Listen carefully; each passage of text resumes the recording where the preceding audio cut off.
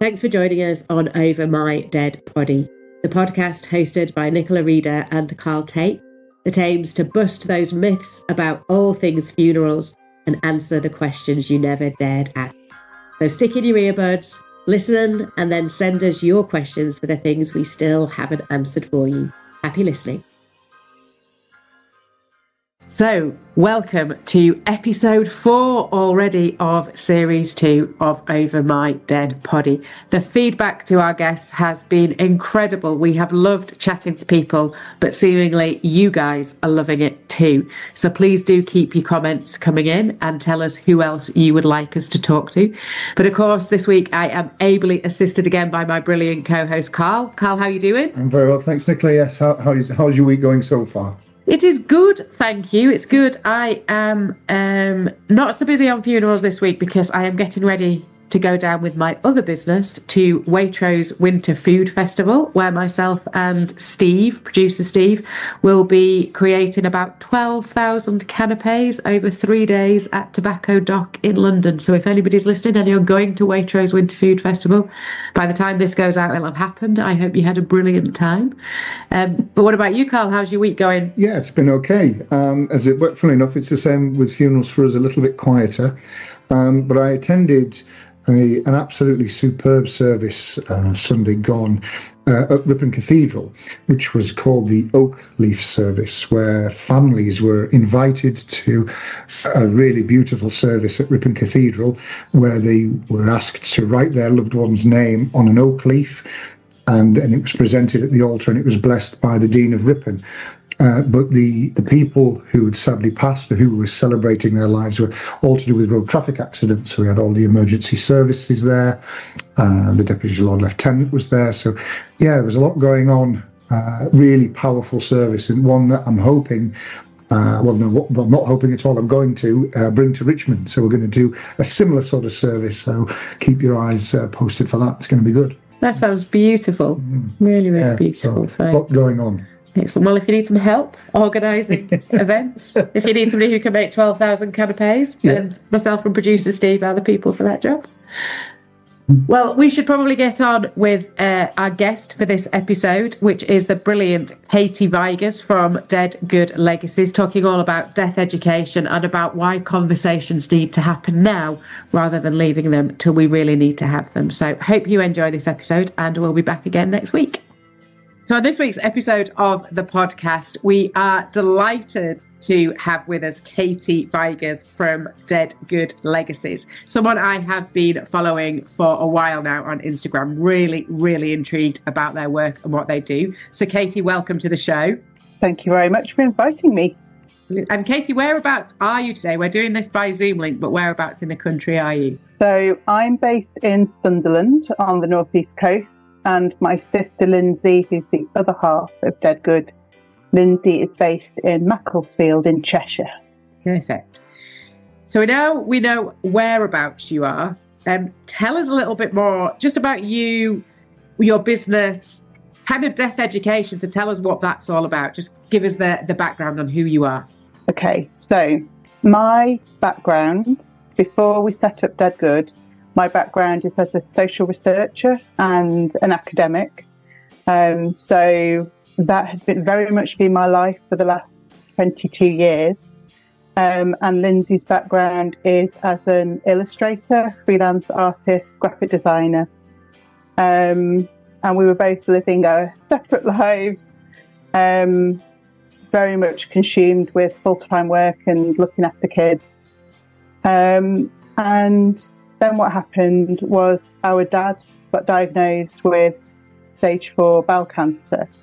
And that very much made us focus in on our family. We were told we'd have about a year with Dad before he died, which was pretty accurate.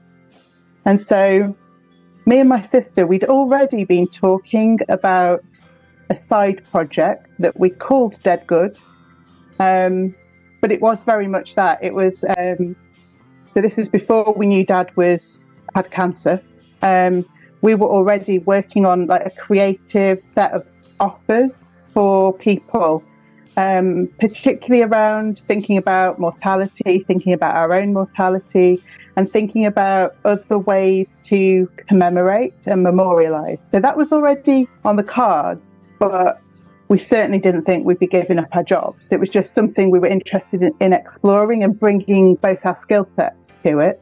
And then when Dad got this diagnosis, we found ourselves intuitively channeling this thing that we'd had on the back burner, if you like, into making Dad's last year as memorable and positive as possible. So we didn't realise it at the time, but that last year we had with Dad was very much setting the seeds for what Dead Good is now. So we did a lot. I don't know if you want me to explain some of the things we did, but so this was 2021. So it was during one of the rolling lockdowns. Dad felt unwell one morning, said it was the blueberries he'd eaten, and me and my sister were like, please go to the hospital. I don't think it's blueberries. And we weren't allowed to go with him, so we dropped him off at A&E, and then we didn't see him for over 2 weeks because he was rushed down to emergency surgery, had part of his intestines removed, got COVID while he was in hospital, so it was a very strange time, and it actually felt like a lot longer than 2 weeks. But when Dad had recovered from surgery and was able to communicate with us like through an iPad, me and Lindsay and our mum as well, we decided we wanted to set something in motion for when he came out of hospital. And at this point, we'd heard there was a cancer diagnosis. We hadn't heard of prognosis, so we didn't know what time scale we were playing with. But so while Dad was still in hospital, me and Lindsay commissioned a potter to make an absolutely massive ceramic jar. I mean massive, like 1 metre tall, like kind of bellied with a lid. And that was based on the inspiration of Grayson Perry's programme that he'd done around death, which you can still watch on More 4. So we'd watched Grayson Perry create this jar for a living funeral. And so we were thinking, we didn't want to do a traditional living funeral, but we wanted to create something to collect memories and trinkets and photos from all the people that Dad's been connected to. So while Dad was still in hospital, we were, Dad, a man in his early 70s, he still had a physical address book. So we were able to go through all of that and write to all his old friends, neighbours, family, like over 100 invitations we sent out. And then when Dad got out of hospital, for 6 months, he had posts every day. But some people he hadn't had contact with for 40 years. He reconnected with his childhood friends from school. So that's one example of how we tried to make that year really full for Dad. And he wrote back to everyone that wrote to him. And like he genuinely rekindled relationships through that. And he said it was the best year of his life. The kind of punch to the gut, but also it shows the power of those kind of things. So we've got the memory jar. We'd also got a parallel Facebook group that Dad was part of to reminisce, which was very entertaining. And then we did some more personal things that were really for us as the daughters, and also there's grandchildren as well. So we went back to the same potter who'd made the jar, and we cast Dad's hands like front and back. So we've got these moulds that we can now reuse to make as many of Dad's hands as we want to do. So me and Lindsay have palm prints up by our front doors, so we can still high five Dad, and you can see all the lines. Like, it's really a great thing to have. And I said, could I cast his head as well? And he said no.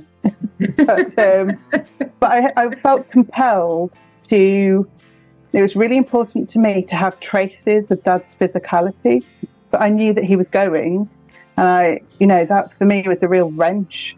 Like, his physical presence will be disappearing. So I wanted to capture that, and I wanted the process of that to be enjoyable and fun. So one of the grandchildren came with us, and Dad obviously came with us, and he came a few times because we had to cast them then fire them and glaze them. So we try to do a number of things like that, but it's a tiny way of illustrating what our approach as Dead Good is like.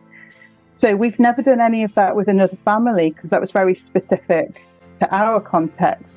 But we take that kind of approach, so we find out what's important, what do people want to preserve and capture, and how can we do that in a way that is creative and imaginative, but also is going to create something that has real meaning and value and longevity. So it's a little example about how Dead Good started. And then when Dad died, it was a few months after that me and Lindsay, for a number of reasons, were able to give up our careers and start a new one. So we set up Dead Good informally in 2022. And if you look in Companies House, it's officially June 2023. So we're still quite young as a company, but it's our mission to encourage creative community conversations about death, dying, grief, funerals and remembrance. I think obviously what you say there, Katie, is something that's not really spoken about much, because obviously you've had that opportunity a year, you've been given that year sort of time frame, and you've thought, right, what we're going to do, we're going to hit the ground running here, we're going to let's do something positive, rather than sort of saying, oh, crikey, that's it, what do we do? Do we just give up? Whereas this, you've given us some examples there, absolutely fantastic. I love the idea of the handprint, giving a high five, just little things like that. And we've done this podcast up, and we have spoken, obviously series 1, what happens when somebody dies, what do you do after, looking at coffins, looking at creating services, and all of the sort of, everything that comes within that funeral, but nothing that, well, we just started this series looking, before, what happens before. And I think this really is, it's an incredible idea, and I absolutely love it. And I know that was a sort of a hell of an introduction. It really is something that's incredible. And I think the more people that understand what you do, and, will just inspire more people, I think. Yeah, absolutely. And just kind of having heard where you came from, and I think they are just brilliant examples. I hope people take some inspiration from trying to be more positive if they have got a prognosis, a time frame on time that they've got with their loved one. You said Dead Good was set up officially in 2023. So what are some of the services, the elements that you offer? How do you help your clients in different ways? I do find that question quite complex, because our clients, if that is the right word for them, it's a very broad church, shall we say. So I can give some examples, because we're new to running a business, and it's a social enterprise, but it's still still a business. I'm still learning how to talk to that, but I will have a go. So when we set up Dead Good, we thought we'd got a clear set of services and resources that people might benefit from.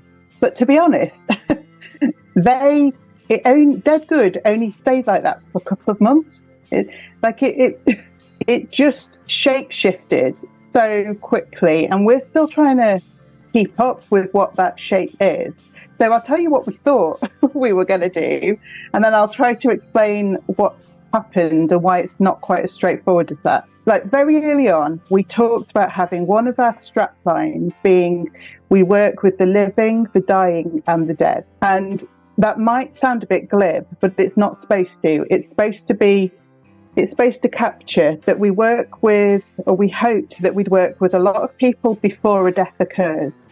So very much in this advanced planning arena. So like I heard what you were saying about, if you get a time frame for a death happening in 6 months or a year, I mean, and often they're not accurate, are they? Sometimes you're told 6 months and it's 2 weeks. And sometimes there's no warning at all. So even though our experiences, we had a year, we made really good use of that year, we're aware that was a luxury and a privilege. And Dad got to have a death that he would have wanted. He was at home, he was comfortable. We know that's not always possible as well. So I'm very aware that we can't wait. Like, it's not a good idea to wait for a terminal diagnosis. because I'm just not sure that's a good policy for us as individuals. So one of our things was always going to be, we just want to talk to normal human beings about, we're all going to die. So what's wrong with starting that conversation? It's not, there's no superstitious thing. Well, there is, but there's no fact that if you talk about it, you're going to drop dead. So let's just start normalizing having the conversations. So when I talk about working with the living, that's mainly what I'm referring to. And then the dying is, so we've done quite a lot of support of individuals and families where someone knows they're going to die, sooner than they would have hoped. And then what they require or what they ask for from us, it massively varies depending on their context. But I've got permission from one family to share some of that if that would be helpful. So Claire and her family, Claire got in touch with us 9 months before she died. Young woman, late 30s. Claire had breast cancer, and she was ready to confront her mortality, and she felt that her family wasn't quite where she was. So she wanted to talk openly about it, but she was worried about upsetting her family. We basically set up a WhatsApp thread, and we only had 2 conversations where it was like this. We're both in the same place, same time. Most of them were voice notes or text messages, but we supported her and latterly her family across that 9 months to help her design her funeral. Like for example, she wanted badges that would bring everyone together. So we supported her to work out what she wanted putting on the badges. She wanted 8 mottos of her life in different colours. So we were able to help her design that before she died. She wanted to have some kind of living funeral. So again, we were able to support her to design not one living funeral, but a series of celebration of life events the summer before she died, things like that. And then when Claire died, they then asked if I would come and help them put the funeral together and act as celebrant, which I don't do very often. I probably act as celebrant maybe 5 or 6 times a year, and it always comes word of mouth. I don't have any connections set up with funeral directors. So it's just an example of how your role can shift over the time that you're working with someone. And then the dead relates to, sometimes we get asked to support people after a death's occurred, maybe sometimes years after a death's occurred. And we had quite a few people we worked with where somebody died during COVID and they weren't able to have a ceremony. And so they felt some of their grief was stuck. So we've worked with people to show how you can have ceremony wherever and whenever you need. Often people just need permission that they can do that. And we've got some lovely examples where a death's occurred. So either it's something around the grief, or it's something around how to remember someone and how to do that. Or people have left, somebody's died and they've left a lot of their stuff. So how can we use some of that stuff to create something beautiful or, repurpose it? So I don't know if that, so in terms of working with individuals and families, that's the kind of work we do. But to be honest, at the moment, the majority of the work we do is being commissioned by organisations to run projects for them around death, grief, end of life. And so that's what we've been juggling for the last 18 months, is working with organisations to help put on these bigger community conversations. I think there's 2 things obviously from there that I would take away that are sort of what you would class as not really run-of-the-mill sort of services. So the first one is the living funeral. So that really is relatively a new thing, I would say. Certainly from my side of things, that definitely you don't really hear much of it. But it is a great idea to have that. And people, and again, doing this podcast is raising the awareness for people to do it. And then also the point that you make that people who have already had funerals, not just within this last sort of, let's say, 6 months, it's the last 2 or 3 years where they've thought, do you know what, actually, we've changed our mind here. We want to have a little bit of something different, a little bit of a celebration, and that's okay. That can be done. And I think that's two really amazing points. I think we can tap into, definitely. Yeah, and Katie, I think you mentioned there just towards the end of kind of when you were telling us about what you do, is kind of coming together to do something positive with people's stuff, which is a really interesting idea. And I think you guys were at Lifting the Lid last weekend talking about kind of how you use your loved one's clothing. And so tell us a little bit more about, without kind of betraying any confidences, but the sorts of things that people might be able to do with their loved one's stuff that creates a really beautiful legacy and memory of them. I'm going to give you a really good example, okay? And it involves an artist who we haven't actually worked with her, but I really want to, because what she can do, I'll tell you in a minute, what she can do is amazing. I also have to remember her surname, which has gone from my mind. But with my dad, for example, right, my dad was a bird watcher. He was a man of nature. He was like a bearded Bear Grylls. And he left approximately 500 bird books behind. But how many bird books does one person need? Apparently a lot. So I have all of those, and I live in quite a small house, and they're filling up one cupboard. And that's just one kind of papery item that Dad left behind. Now I probably only need to actually keep maybe 2 of those, maybe one that's kind of Europe birds and one that's more British wildlife. What am I going to do with all the others? Am I just going to take them to a charity shop? Could do that. Am I going to take them to the tip? What am I going to do? Go recycle them? So I came across a paper artist called Ellie.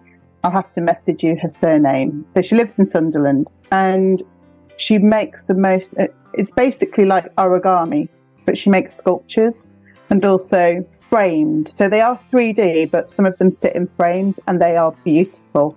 So they feel very Japanese. You can code them if you want to with secret messages. There's lots of things you can do.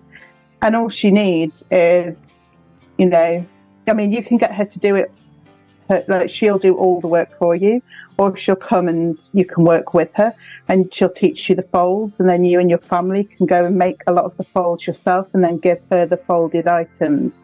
So I'm always going to be drawn to something that's participative, that keeps you very present. I think that's a very therapeutic thing to do. And you're working with materials that your person has physically held, or like in some of the bird books, it's got, writing in of Dad for money first, or, a certain bird. So Ellie can show you how to fold those so the handwriting is still on show. So I think that's something I would like to invest in. And that's also one of the things I think we have invested a lot in ourselves, is creating networks with other creatives and artists. So what Dead Good isn't saying is we can do everything, but we're very good at, I think particularly with my sort of social research background, really good at teasing out what people want and need. And then it might be, okay, well, let's match you with, let's show you 5 different artists who might be able to help, and then they can choose the one that works best. But I love the idea of using the pages of these books that will never be opened, but I can't look at that many bird books. So that's one example. And then the examples we gave in the Lifting the Lid presentation, which was about heirloom fabrics and heirloom textiles. So whether we're talking about clothing or tablecloths or aprons, think about the textiles that get either passed on or more likely found in the house as you're clearing stuff away. Some of those things, you'll just want them as they are. You'll want to wear that cashmere jumper of your mum's, for example. But other things, you'll think there's massive sentimental value, but I'm never going to wear that. So then we support people to, kind of curate what they've got. And then we've been running pilot projects where we support people to turn things into something else, but themselves. Rather, there are companies that can make teddy bears out of, and there's definitely a place for that. But I think what Dead Good is interested in is how can we empower people to do that stuff themselves. I think it's not everybody's going to want to do it, and that's fine. But for some people, working with the materials that belong to their person has got a kind of power to it. And other things is like, how can you use those materials symbolically? So I always give the example of our nan who died at Christmas last year. So she'd got a funeral plan in place that I think she hadn't told anyone that she'd done it initially, and it was before it was regulated. So there was a bit of when she died, working out what that meant. We didn't realise that we wouldn't have as much choice because she made those choices a long time ago, and so she didn't choose an unattended cremation, but that's what ended up happening, and we held a ceremony for her with her coffin present the day before she was cremated. And the reason I'm telling you that is because at the end of the ceremony, so we weren't leaving her somewhere, she had to be driven away, or the coffin had to be driven away, because there was no burial or cremation. So what we did was, she'd got like 50 handkerchiefs that she'd made. Some of them were, 60 years old. And some of them were horrible, but some of them were like, brown 1970s. Some of them were beautiful. And so everyone who was at the ceremony chose their handkerchief, and we stood in a line, double line, like a guard of honour almost. And the coffin came through us. It wasn't big. We're talking like 30 people maximum. Coffin came through, rested, and we got out our hankies and we waved the hankies. And then the coffin was taken to the hearse and everyone came out and we all waved her off. These are simple things. They don't cost any money and they stay with you. When you talk about death education, I'm starting to think that for Dead Good, it might not encapsulate. Almost feels like death education might hem us in a bit.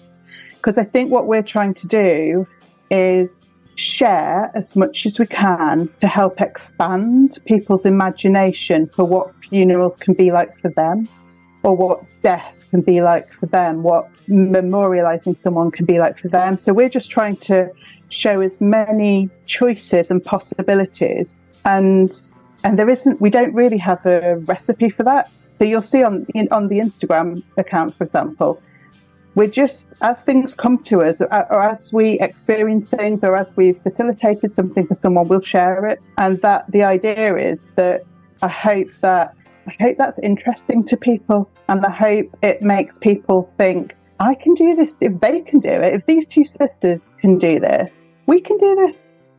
So I'm hoping it's a very democratic kind of way of operating. And I think you pretty much said there in a sentence the strapline for the podcast, really, about kind of trying to inspire people to think differently, to help them with their creativity and their imagination, that funerals can be different if that's what you want and you've got choice. And you talking about textiles brought back a memory of a family I once worked with where Mum was always the very heart of the kitchen. She was cooking Sunday lunch every week. Everybody would always go around there, and she had like 20 or 30 aprons. It's what everybody always bought her for Christmas because that was her thing. And after the funeral, it was all the females, but all the females, the daughters, granddaughters, all got together with all of these aprons around a big table, a few sewing machines, and they cut squares.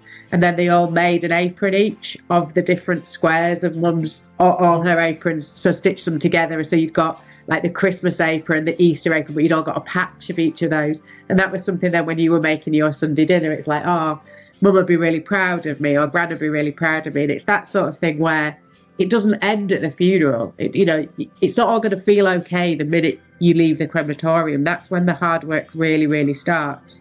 And sometimes those kind of events can feel like the legacy is kind of coming back to you, and you're finding the reasons to celebrate, to move forward. I think that's a really lovely example, because not only do people get something to take away with them, that becomes like an everyday memorial, and I'm really passionate about letting people know that, yes, when there's like a memorial bench, or there's a gravestone, or there's a plaque at the crematorium, yes, you may be drawn to them, but also you can gather stuff around you that allows you to remember in a more ordinary way in the spaces where your person who's died physically was. There's, I think it can be helpful to play with what DIY memorials look like. I love the idea that they came together to sift through and to choose and to cut together. I mean, I think that's really important. If we can do some of this stuff in community with others, I think it makes a big difference. And kind of you saying you struggle sometimes with, is it just a conversation about, I think it's the same conversation we sometimes have about where do we start and end with our jobs? Carla's a funeral director, he's the celebrant. Where does it start and end? How far do you go with the conversation? Well, I mean, I think what we've tried to get out to people is that when's the right time to start this conversation? Well, the answer is now, right now. Go and talk to somebody.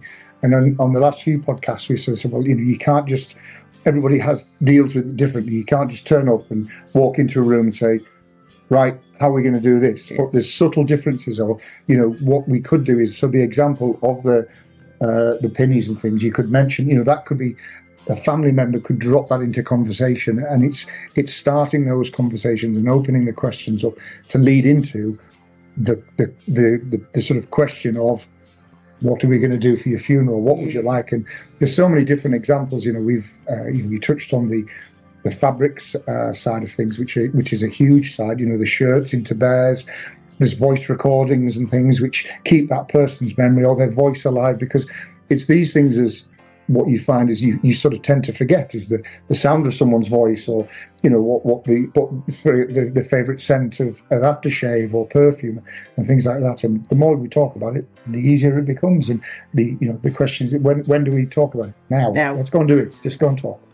I mean, one of the things we've found for that question comes up a lot, particularly when we are in public. So if we're running events like at a festival or at an art market or wherever we've popped up, that question about or particularly how do I get my mum and dad who talk about this? They shut me down every time I mention it. And one of the things I usually say is, have you talked to them about really special times or things? What do they want to remember? What music do they, what is it that they love or have loved in their life?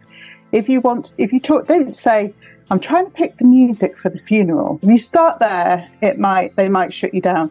But if you start with, what would you say your top 5 tunes of all time, and let's listen to them together. And it brings back for me how important it was, and I know that we had warning, but how important it was for us to have this year to talk to Dad about his life. So Dad ended up being very open in talking about his funeral, but what he really loved was talking about his life. I said to him, shall we record, some conversations, just on my phone. And so we recorded 50 in that last year, and some of them were like an hour, and some were, just 5 or 6 minutes. But he started by writing a list of 20 things, 20 topics he wanted to do some reminiscing about. And so he presented that to me, and I was like, great, well, let's not think any more about it. One of his things was childhood holidays. Like, great. And some of this, I'd never heard. And it's really sobering when your parent, who lived around the corner from me, is telling you things you've never heard before. It's really we should all be capturing some of this now, and not in a scared way, but in a way where we can enjoy some new stories. People love talking about the things that shaped them as human beings or that shifted their path. But we have to make time and space for that to happen. And I know that's not easy in this day and age, but I think people will feel it's an investment. And I also think if you do that, then saying, dropping in a few funeral-y questions, people will be more open to it, because it's not like you're just trying to tick off a job list. It's actually, I'm loving hearing you talk about your life. Like, it's enriching for me. I hope it's enjoyable for you. And, you know, I'd like to be able to share this with other people when you die. We're coming into the Christmas season. Chances are people are all going to be together over Christmas, your Christmas dinner, and actually just get a bit better at listening. That's a great time to be together and kind of really actively listen to somebody saying, or ask the question yourself.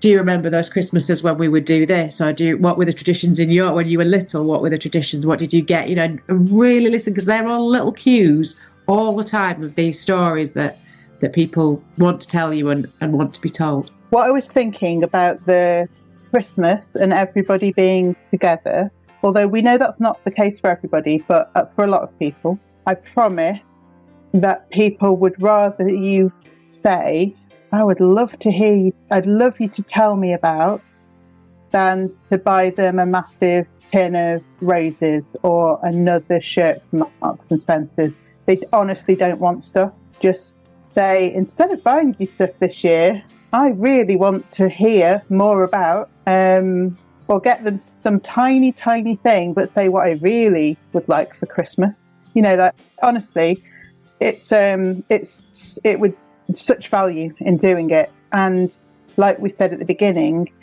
you never know when someone's going to die, so we shouldn't be waiting. We should just be, while people are alive, we should be making the most of being able to have these conversations. And you don't have to record them. So if people say, oh, I don't want to be on camera, or I don't want you to capture my voice, then listen to the story, go away for 5 minutes and jot down what you can remember. So you've got, or voice note it on your phone or in your, notes app, whatever.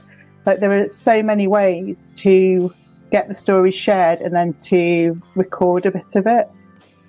So don't let people, saying, don't record me, put you off doing it. Just have the conversations. And one of the other things that made me think is we often have people say, but we didn't have the conversations and now they're dead, so is all lost for them? And I sort of say, well no, because now the trick is to find other people who know the stories and record them, ask the question of them. And so you can still gather a lot of stories and information even when someone's died. Don't think you've lost your moment. You've lost having the direct conversation with someone, but it doesn't mean the stories are totally lost. Yeah. And I think one of the things that just sprung to mind then, a couple of episodes ago, we were chatting with Katie Costello, the soul midwife, and she was talking about how having these conversations can really enrich your life. And actually, sometimes if you ask that question to somebody about, so tell me a little bit about your life, or tell me, something about your childhood, or sometimes things can come out that help you understand that person a little bit better. Perhaps something that's caused a way that they behave that you've always struggled with, or something that you felt you didn't quite understand about them. Actually, those conversations can reveal things that then you think, I can have a better relationship with you while you're still living because I asked that question about your past, rather than actually, if you didn't know any of that, they could die and you've never got the understanding of what might have caused some of the pain that they're going through. It sort of brings families together in a way, doesn't it?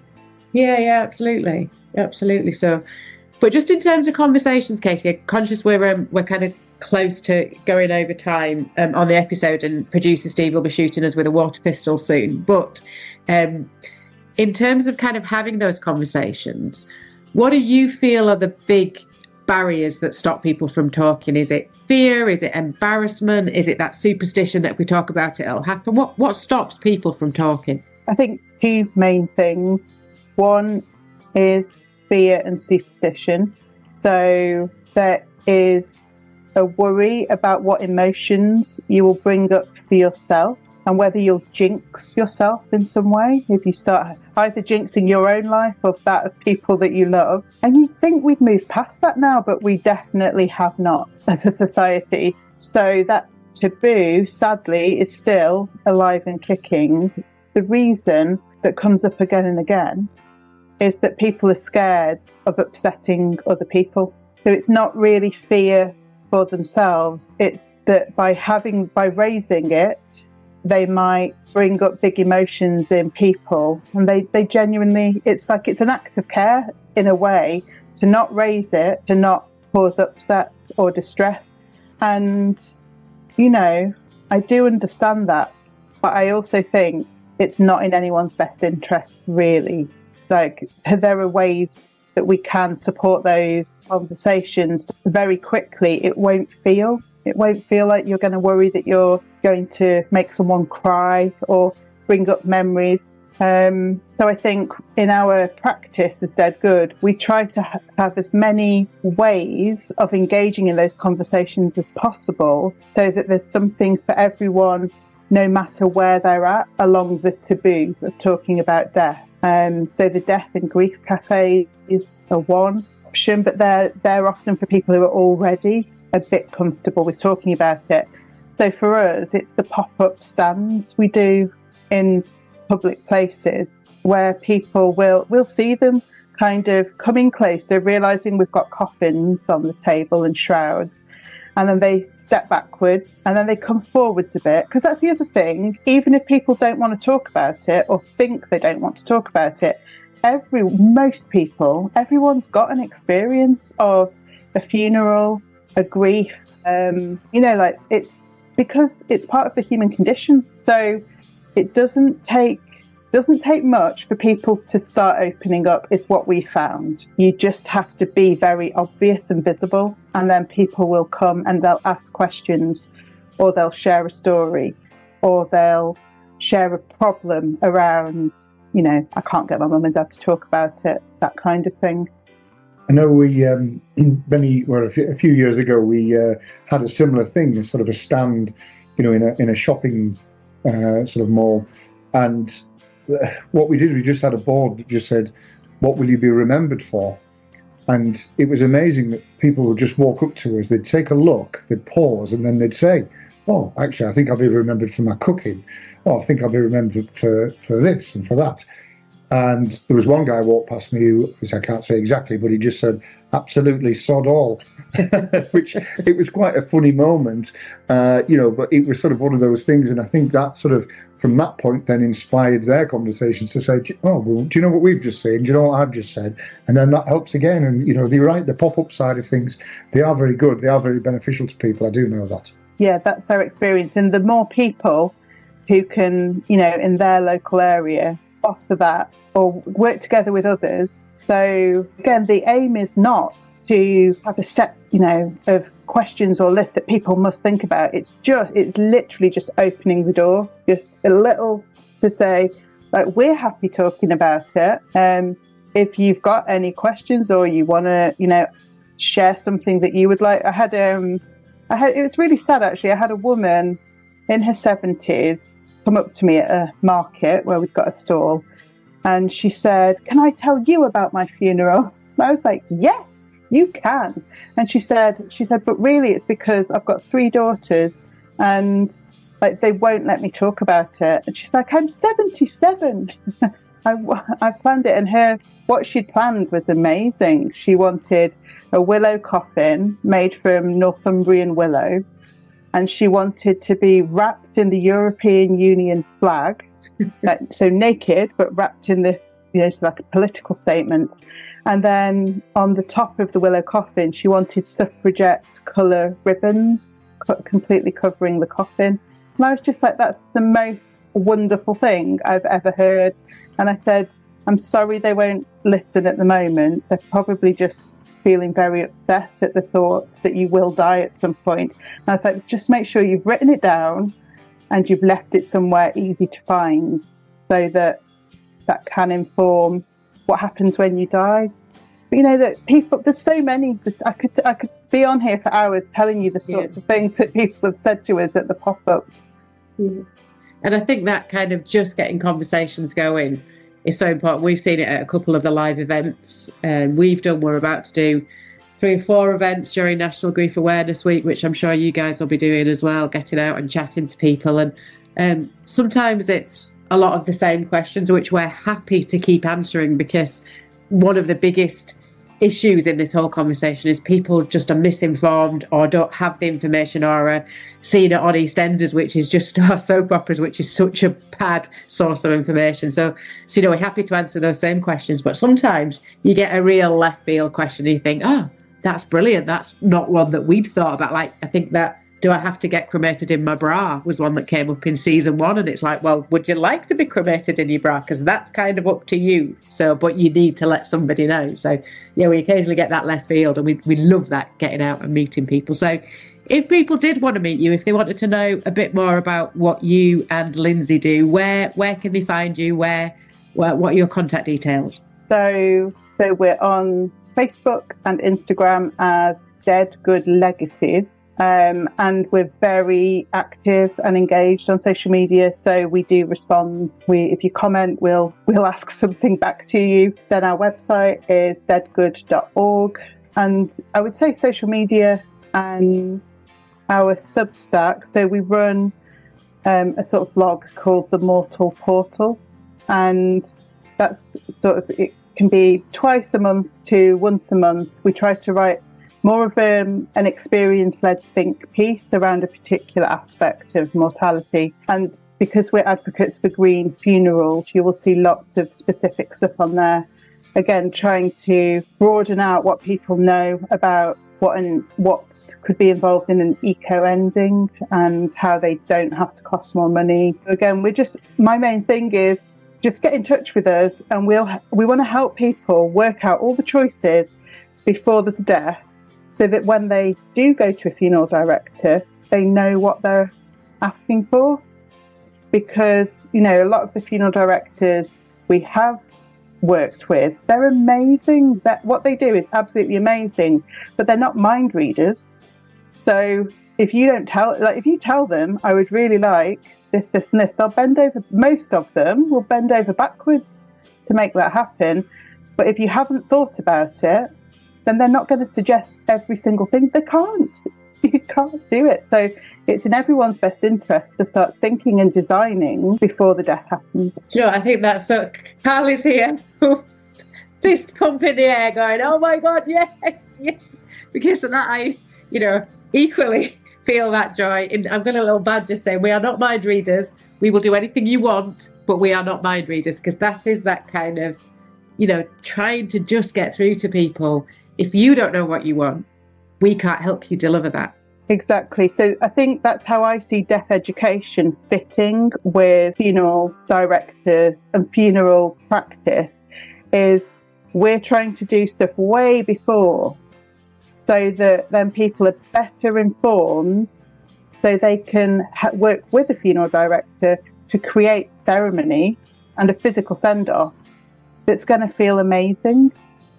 And I know that for a lot of people that is what's achieved, but if people have never thought about it, they don't even know if we're talking about cremation or burial, or if we know nothing, then that is a whole load of stuff that has to happen in a tiny amount of time. Very quickly. It's so intense. We knew for my dad, and it was still intense. So if you don't know, it must be awful. And I think sometimes on the celebrant side of things, weddings and funerals are different ceremonies. They are, most definitely.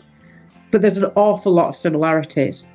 And what you go into it and the elements and how you want to think about personalising it and how you want to kind of really bring the story, some colour to the story. But you sometimes get 2 or 3 years to think about a wedding ceremony with a couple and talk about their ideas and talk about the rituals and talk about the colours, the readings, the poems, the voices, the experience. We're lucky if we get 2 weeks with funerals sometimes. And also there's so much other admin that has to be done. So whoever's arranging the funeral is doing a whole lot of horrible stuff as well. So, if it was up to me, as soon as people turn 18, I would say now's the time to do your first funeral plan for yourself. Like, not a prepaid plan, but a design. Yeah. And every year you get to revisit it. And it's a live document until you're dead. And that's very much how we practice. So we've both got our own plans for what we would like our funerals to be like. But we make tweaks every year. that music choice might have slightly changed, or I suddenly realised we can have a campfire, at the burial ground that I'm thinking of. So we can do, it's not set in stone. So let's just let it be part of our thinking about our death, be part of our life. Perfect. Well, I think that is a really positive and beautiful way to end. So, Katie, thank you so much for giving up your time to be with us this afternoon or this evening. We've loved chatting to you. Keep in touch. I think there's loads more we could talk about, and we didn't even really get onto the eco side of funerals, so that might be an episode for the future, I think, where we can have a chat about what to do there. Where are you two based then? So is it Darlington then for Carl? Well, I live in Richmond. Okay. But work in Darlington. Okay. Yeah. And I'm Richmond and kind of work most of North Yorkshire and Teesside. I mean, I'm quite new to Sunderland. I really love it. Really love it. But I just love the whole of the Northeast. So it's been really interesting, kind of setting up a business in a place you don't know, and trying to build networks and connections and stuff. Well, I wish you all the best with it. It's brilliant. I love it. Yeah. Thank you so much. It was lovely chatting to you. And you, take care. Yeah. Cheers, guys. Yeah. Thank you. Bye now. Thank you. Bye. Bye. Thank you for listening, and we really hope you enjoyed and were inspired by this week's episode. Remember that you can get in touch with us anytime to ask a question, offer to be a guest, or to request that we bust a particular myth. You can get in touch via any of our social accounts over My Dead Poddy on Facebook, Insta, or TikTok. Or you can drop us an email at overmydeadpoddy@gmail.com. Just a reminder that whilst all of us work in the funeral industry, none of us are fully qualified grief counsellors. And therefore, if you've been affected by any of the issues that we've discussed today, we highly recommend that you seek out professional or medical support to help you with those conversations. Should you need any support, please do get in touch and we can hopefully signpost you in the right direction, but we can't offer those services ourselves. Thanks for listening, and we can't wait to bring you the next episode.